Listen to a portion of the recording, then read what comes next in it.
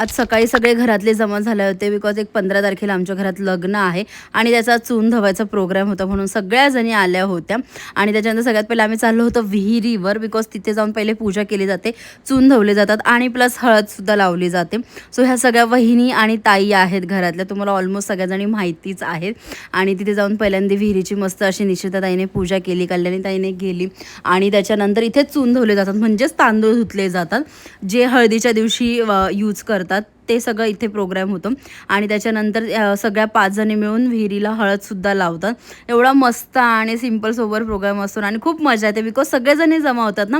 So मस्ती मजा कशी चालूच असते आणि बरं वाटतं जेव्हा सगळेजण एकत्र येतात खूप दिवसांनी बिकॉज सगळे ऑफिसमध्ये बिझी असतात, काही जण दुसऱ्या कामात बिझी असतात. सो एकच असं लग्नाचाच एक प्रोग्राम असतो की किंवा घरातलं काही फंक्शन असेल तर आपण सगळेजण एकत्र येतो आणि मला तर फार मजा येते, बरं वाटतं जरा सगळेजण आल्यानंतर.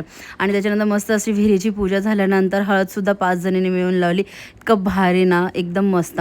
आणि काही जरा मला तुमच्याशी बोलायचं सुद्धा आहे की तुम्ही म्हणजे रस्त्यांना असे खूप जण आहेत की जे मला ओळखतात की त्यांना माहिती आहे की मी व्लॉग काढते, पण ते मला असे इग्नोर देतात, मला कधी कधी कळतच नाही की का म्हणून.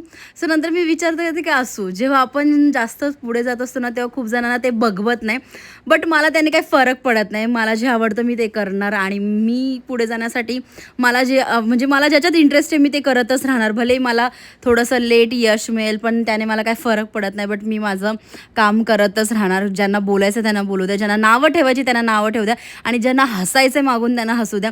मला काहीच फरक पडत नाही. ते लोकंसुद्धा आता हा माझा ब्लॉग बघत असतील, ऐकत असतील तर बिंदास ऐका, मला काहीच फरक पडत नाही. तुम्ही मागून माझं मजाक उडवा माझ्या ब्लॉगवरून सगळ्यावरून, पण मला फरक पडणार नाही बिकॉज जे लोक माझ्यावर प्रेम करतात ते खूप लोक आहेत प्रेम करणारे.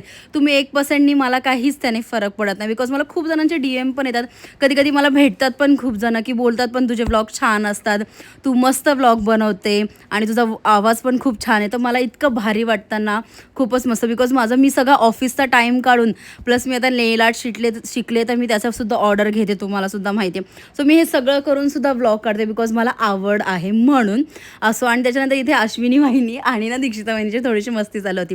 अश्विनी वहिनी सगळ्यांना अशी हळद लावत होती ना, एकदम भारी. आणि दीक्षिता वहिनी तिथून बोलत होती की अरे नमू ब्लॉग काढते, पण मी त्यांचा काढलाच, मजा येते. त्या दोघी एकदम मस्त आहेत.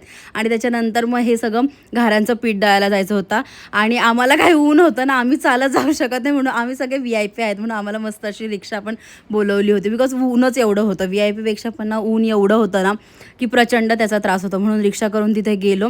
आणि that's it for video. Okay bye guys, उद्या भेटू. Bye bye.